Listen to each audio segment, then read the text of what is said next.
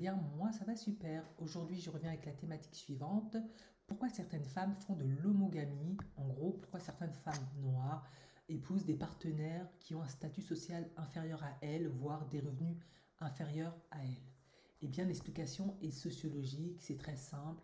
C'est qu'une femme, pour qu'elle puisse épouser un homme avec un statut social élevé, riche de préférence, hein, avec du pouvoir, doit avoir un capital beauté important. Quand je dis important, c'est qu'il doit être en accord, beaucoup plus en accord avec les critères occidentaux.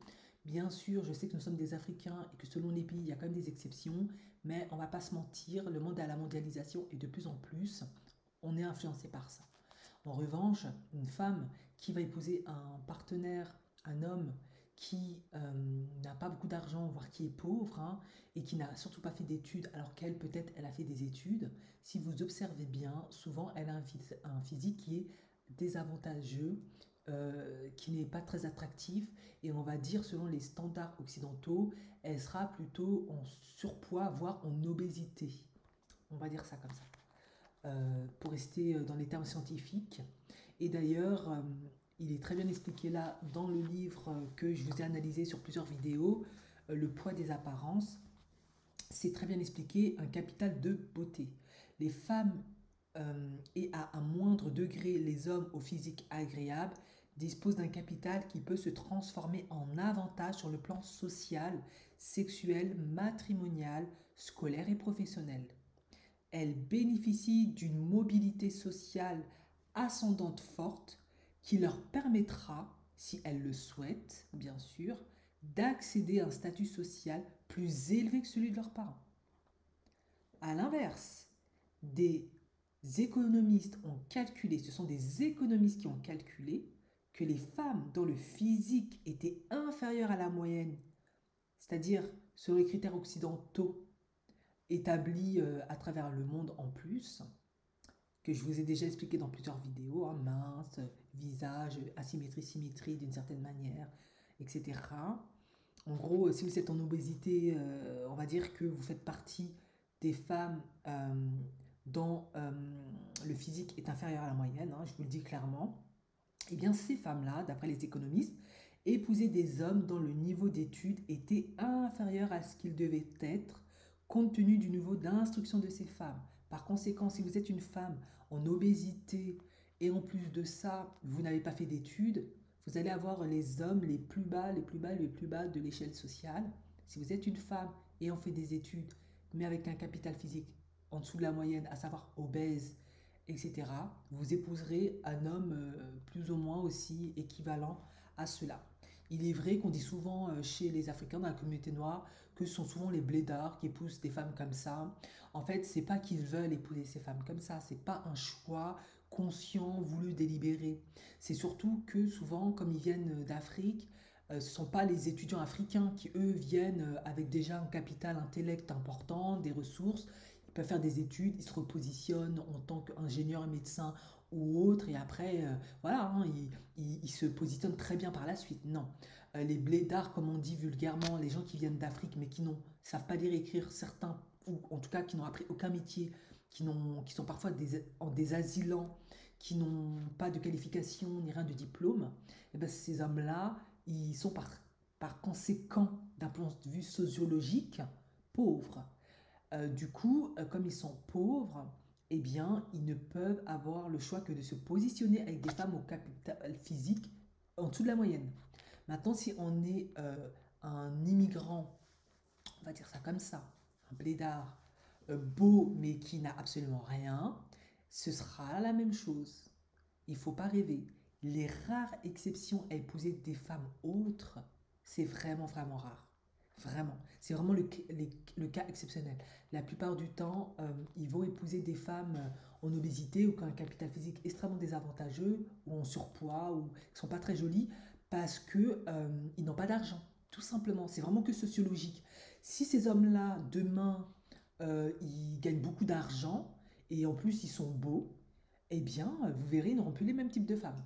Pas parce que eux le veulent spécialement, parce qu'ils sont méchants, non, c'est pas ça. C'est la société. C'est vraiment comme ça. C'est que plus tu t'élèves, plus tu as accès à un certain milieu, à certaines choses, plus tu as une meilleure estime de toi, une meilleure confiance en toi, plus tu as accès à d'autres types de femmes parce que tu vas attirer ce qui te ressemble. Par conséquent, la femme qui est avec toi, qui elle ne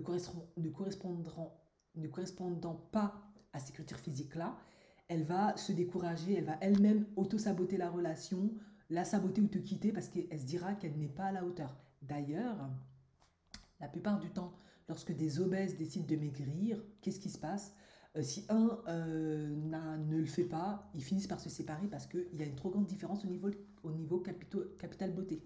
C'est que de la sociologie, de la psychologie. C'est pas humain particulièrement en fait.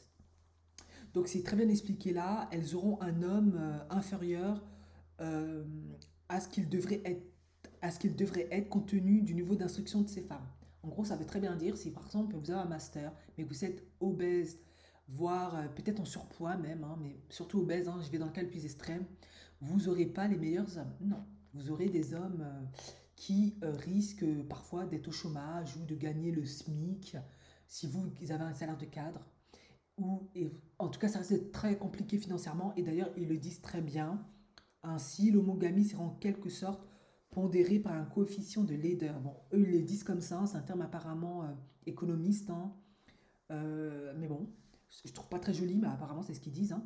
Cette pénalité se répercute, donc vous voyez, pénalité, c'est que c'est un désavantage à l'évidence sur le devenir professionnel de l'épouse. C'est en fait, c'est la femme qui est pénalisée. Elle risquera après de se démarquer puisque ce sont les revenus du ménage, le capital économique et le capital relationnel qui se trouvent amoindris par la situation du mari. Eh ben voilà.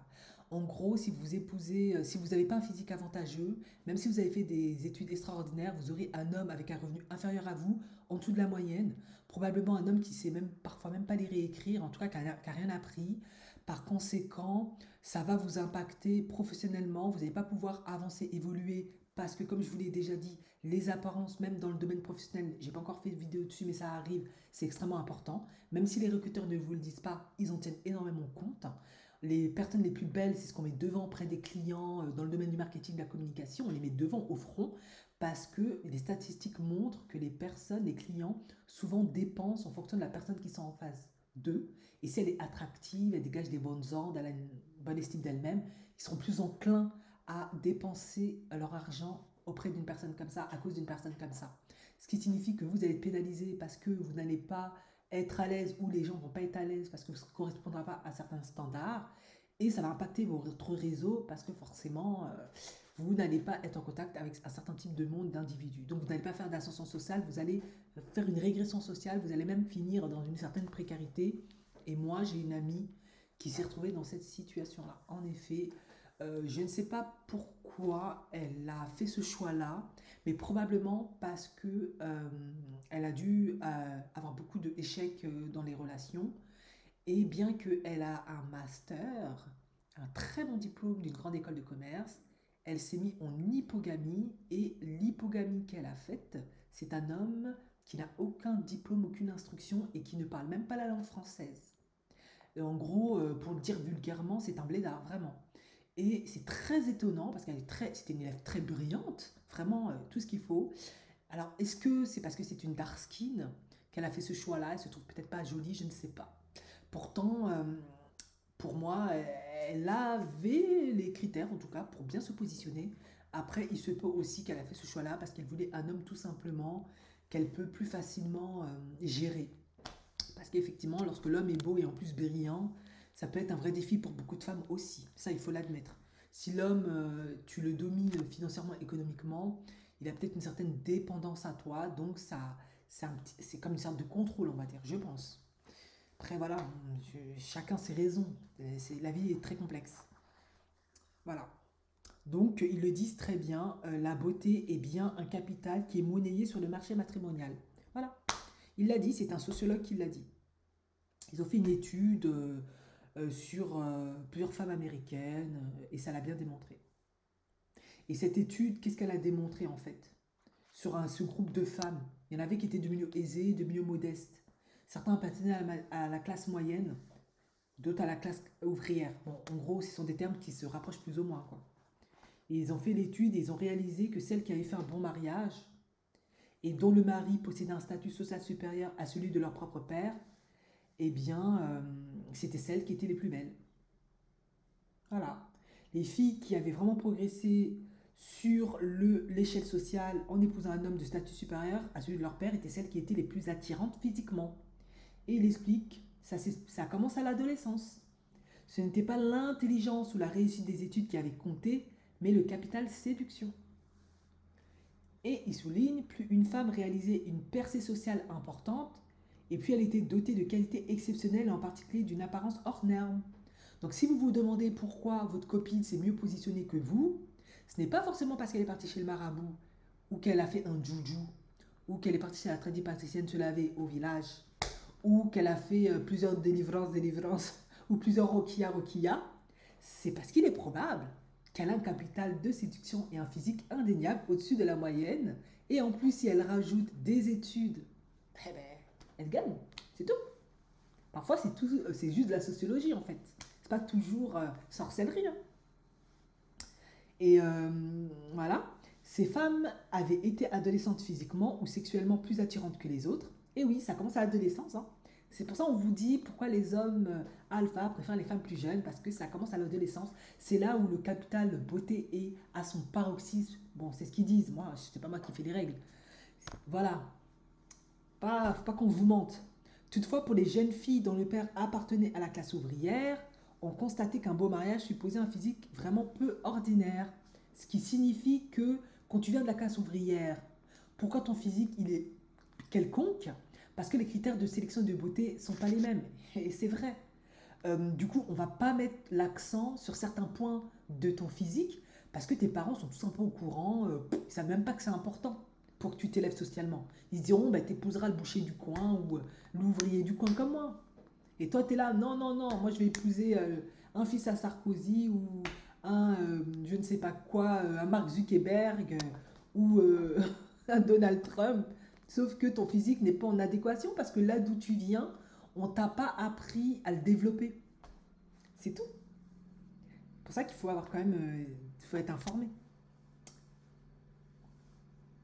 Et du coup, cette étude a en effet établi que les jeunes filles de la classe ouvrière étaient globalement moins séduisantes que leurs camarades issus de la classe moyenne. Et oui, les filles qui viennent de milieux populaires, même si vous vous croyez magnifiques, la vérité c'est que vous êtes moins séduisantes en fait que les femmes qui sont de la haute. Parce que déjà vous avez une mauvaise estime de vous-même, vous n'avez même pas une bonne confiance, et vous n'avez même pas les codes qui vous aident à savoir qu'est-ce qui vous rend. J'ai déjà fait une vidéo pardon, dessus. Regardez ma playlist Comment augmenter ses chances avec un homme alpha. Vous n'avez pas les codes vestimentaires et de beauté pour savoir qu'est-ce qui fait vulgaire ou pas, ou classe. Voilà. Cette inégalité s'expliquait par des différences oui, de normes concernant la corpulence, les soins du corps, les vêtements et la coiffure. C'est ajouter sans doute aussi une dimension génétique que certains aspects morphologiques sont transmissibles. Et voilà. Donc pourquoi il faut faire attention lorsqu'on est une femme à son corps, être bien? Parce qu'en fait, vous allez transmettre, et c'est vrai, j'ai vu un documentaire dessus, il y a de l'obésité qui est transgénérationnelle. C'est pas que forcément parce que l'enfant il mange trop, etc. Non.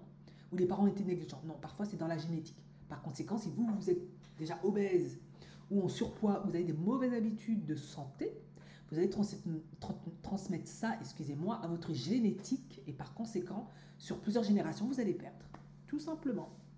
Et vous allez toujours vous demander pourquoi on n'arrive jamais à se démarquer. Ben oui, mais parce que physiquement, tu ne corresponds pas aux normes attendues d'un certain milieu, de certains hommes, pour pouvoir te choisir et te sélectionner. Et ils le disent maintenant pour conclure, les jeunes filles qui sont séduisantes, quel que soit leur milieu d'origine, ont conscience de détenir un capital précieux. Et oui, quand tu sais que tu es une fille magnifique, tu es au-dessus de la moyenne, tu le sais tout de suite, même si tu viens d'un milieu pauvre. Et qu'est-ce qu'il dit après? Tu vas le monnayer, tu vas essayer de tout faire pour le capitaliser, d'aller vers ceux qui te correspondent. Et il le dit, elles savent éviter les rapports sexuels précoces. Quand les pasteurs, là, certains pasteurs vous disent de ne pas faire l'amour n'importe comment, ils n'ont pas tort. Hein. Ça te altère ton corps. Hein. Adoptent les normes de groupe supérieurs auxquelles elles sentent qu'elles peuvent appartenir un jour et ont une ambition évidente. Et oui, voilà. Parce que tu n'auras pas couché avec n'importe qui, tu n'auras pas tapé d'MST, tu t'auras pas épuisé d'une certaine manière. Ok, tu auras des copains et tout, mais ce ne sera pas pléthore. Et parce que tu sais que tu es belle, tu es au-dessus de la moyenne, tu as certaines qualités, tu le vois, tu le sens, on te le fait sentir autour de toi, tu l'observes, tu vas naturellement te diriger vers les hommes alpha, les femmes alpha qui te correspondent. Tu vas intégrer leur environnement. Et pourquoi tu vas plus facilement t'intégrer, t'adapter? Parce qu'il y aura des signes qui vont faire que vous allez vous correspondre, vous comprendre. Donc ça va fonctionner. Et oui, elle ne disperse pas aisément dans des rapports sexuels précoces, multiples et sans contrepartie sérieuse comme un beau mâle. Voilà. Les filles qui ont un capital beauté magnifique et tout ont parfaitement conscience qu'il ne faut pas coucher n'importe comment avec n'importe qui. Elles ont conscience qu'il faut se faire épouser et de préférence avec un très bon parti, homme riche, homme beau, statut social élevé. Voilà. C'est de la stratégie qui, quand on est jeune et qu'on a tout ce qu'il faut en principe, on le sait naturellement. Si on n'a pas tout ça intuitivement, naturellement, quand on est jeune, on l'apprend. Merci de m'avoir écouté et je vous dis à la prochaine vidéo. Ciao, ciao.